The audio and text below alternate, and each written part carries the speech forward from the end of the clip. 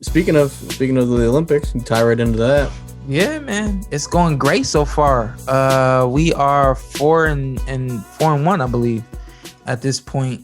I sent y'all some notes. I got them late myself, but I just thought it would be cool. And this is Sunday afternoon for anyone that's going to be confused about the records at this time. There you go. For what it's worth. Yeah. Because somebody hear this on Tuesday and be like, man, they're actually 4-6-1. And yeah. It's going great. Last night was a really good night. Jenny Fuchs did her thing last night against a Russian fighter. And she looked really good. To this point, Keyshawn Davis, funny that Rolly brought him up. Keyshawn Davis has looked the best so far. Yeah. He was really sharp. That was last night as well. Yeah, he was really sharp last night. Yeah, he looked clean in the fight I see. Mm-hmm. He's my pick. He's my pick to win gold, I think, of any of them. Yeah. If it goes away, it should go. He'll meet the Cuban in the championship. I'm not sure the Cuban's name, but Cruz. Yeah. And so when we recorded with those guys, I kept looking at Keyshawn and I don't know them that well, but I said, man, this dude he's a little different. I see I don't see very many amateur fighters this confident. And sure enough, last night, everybody comes out smiling. Some people come out, maybe doing a little bit to their, to the music that they come out to. I don't think anybody gets to pick the music. He comes out looking at the camera. He's like, I'm ready to go. You know what I mean? And he went in, and the way he just went out in that first fight that he had on, what would it be, Sunday night or Saturday night? He looked spectacular. I mean, he looked virtually flawless. I would agree that right now where he's at, I think that his confidence is high. He turned pro, had a couple of fights as a pro. So I think coming back here to do this, I think he just wants to grab a medal. I think he wants to grab the gold, and then he wants to go on and become a world champion in boxing. So it's last night was really good for the US. It's almost like Keyshawn has to get Cruz. Before I go pro, I got to get him. Yeah. I got to get this dude. And they might end up meeting in the pros at some point too. I think Keyshawn's the best. What'd you say? I don't know what you Sean? said, Zeto. Oh no, it's always tricky for a guy in Cuba to be able to compete in the pros, with the politics they have over there. So I really hope.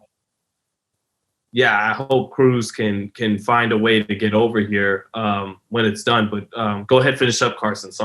No, you're good. The other interesting thing is that Keyshawn has the number 1 seed in his next fight. And another interesting thing is he's got 7 days off. So, or 5 or 6 or 7 days off. So he doesn't fight again until next weekend, Friday next week. So like a total of 6 or 7 days off. Do you think that benefits or hurts him? I think it benefits him, to be honest with you. I don't think that I think that it would be better to get some rest. And not to say that his first fight was hard or anything like that, but I imagine the rest of these guys are fighting every maybe 2 or 3 days. Yeah. And so for him to not have to go out there and expend that energy for that length of time, I think that there's enough going over there, and he's got enough to keep him dialed in mentally that everything else is going to take care of itself physically for him. But the interesting thing is that he's got the number 1 seed next weekend in his weight class, but he's beat this guy twice. So and this is what I was seeing. I was saying when we interviewed all those guys and women that when we got off with them, I said, I see something on this team that is a little rarer. And that's the fact that these guys have and women that they all have this team. Yeah, this team has experience, international experience.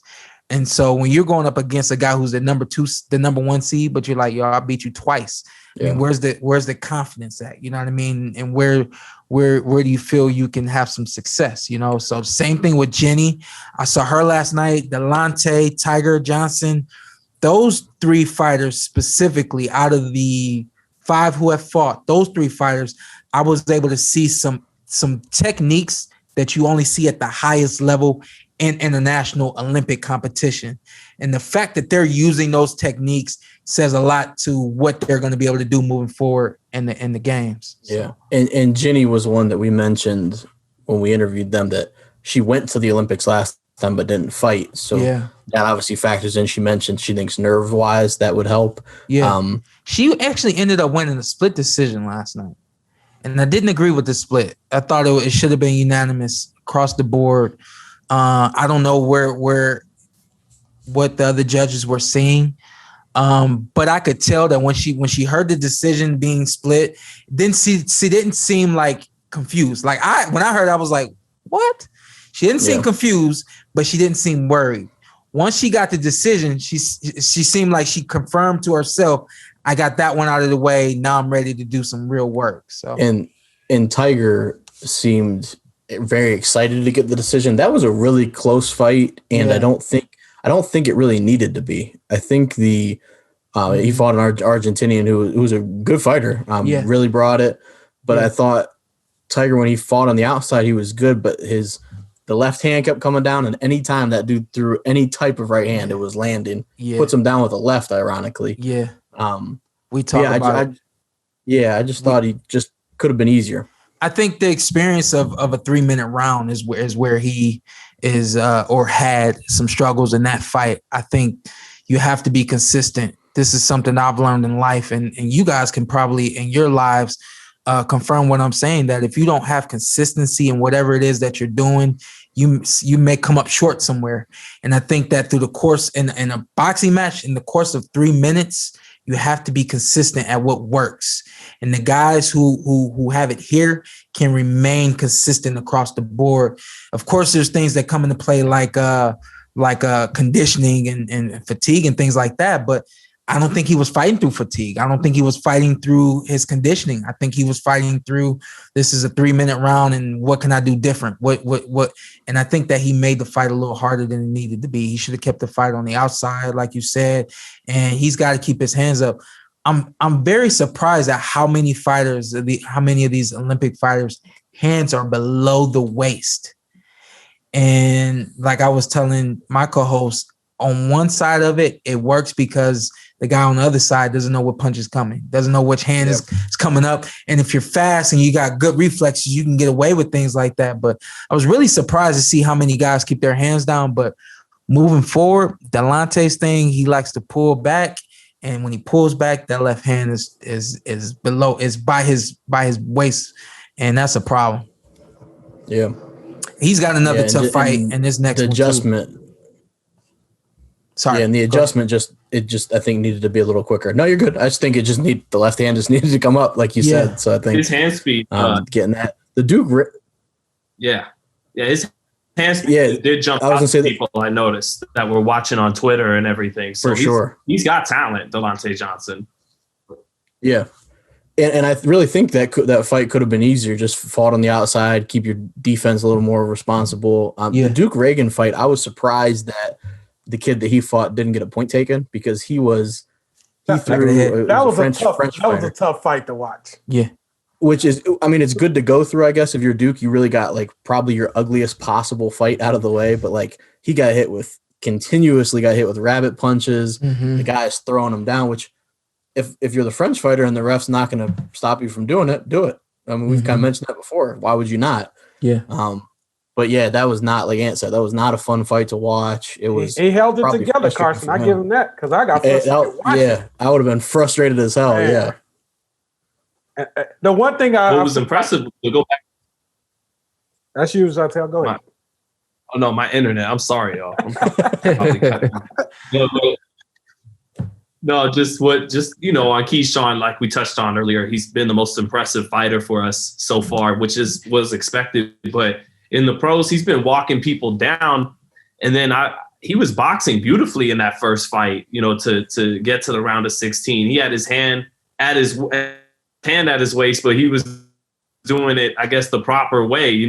Slipping and sliding from shots and using his shoulder roll well. But it was real encouraging. Even beyond this tournament, just long term, like seeing this guy who's been walking people down to start his career fight off the back foot and have a great defense there and a jab. And so, Keyshawn is the goods. That's nothing new, but we're finding it out even more as he's showing more to his game. So I'm telling you, when we talk about the fighters who will make it to the next level and be successful at the next level, I think everybody looked at Errol Spence Jr.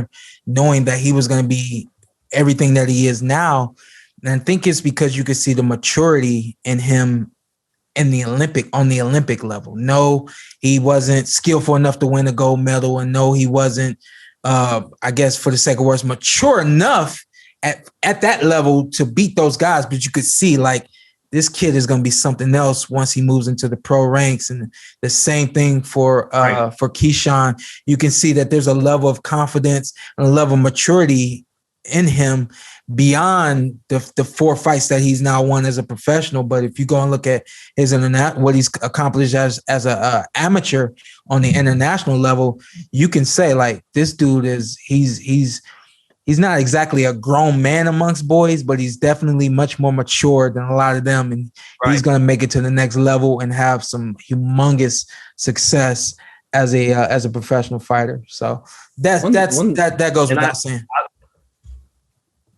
And I look forward to Troy Isley too, just because between the last time we talked, guys, and now, I didn't realize he beat Israel Madrimov in international competition. Right. Now Madrimov is on DAZN.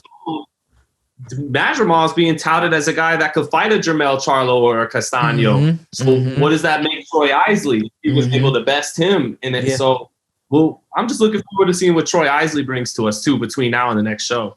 Yeah. I think the other side I'm looking at so far through the Olympics is they have 5 judges and they're using all 5 scores now. And I think that's what I'm still trying to figure out mathematically what it really means. Because I think I got it. And then there's a decision that happened. Is like, I was looking at the numbers wrong, So Jenny's fight last night, she wins 3-2 on the scorecards in the first 2 rounds. And then somehow, some way, it's like flipped and she wins. Like, I'm messing up right now. All I know is that she won a split decision and I didn't see a split decision coming from her. So, kind of speaking to Troy and Madrimov, it could be a situation where he might've snuck one in on Madrimov, but we don't want to take any credit from Troy, but sure. I think that at the end of the day, that does happen on the Olympic level too, where you're able to sneak in a decision and move forward. I think if anything, Duke may have snuck in. No, not Duke. Delonte may have snuck in a decision, and it may work out and for the best for him in terms of him being able to kind of get loose, get out there, really feel it, and get in the ring and do what he's got to do. And I think now he'll be much more prepared moving forward. What's up? I'm Showtime Shawn Porter. I'm Ant. Follow me on IG with 2 T's. Let's do it. Let's do it again. All right. Just introduce yourself. Okay. And then you tell them what to do. I'm Showtime Shawn Porter. I'm Anthony Brenagh. Carson A. Merk. Like, subscribe, comment. This is the Porter Way.